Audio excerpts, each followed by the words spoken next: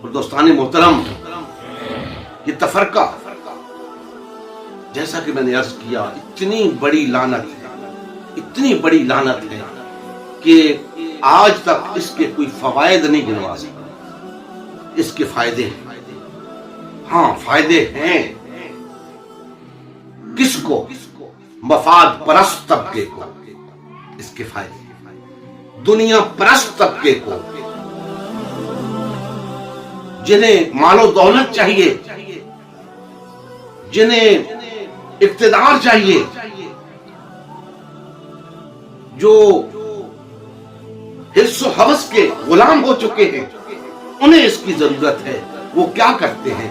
وہ پھر جماعتیں بناتے ہیں، وہ پھر پارٹیاں بناتے ہیں اپنے مفادات کے حصول کے لیے، اپنی دنیاوی اغراض کے حصول کے لیے۔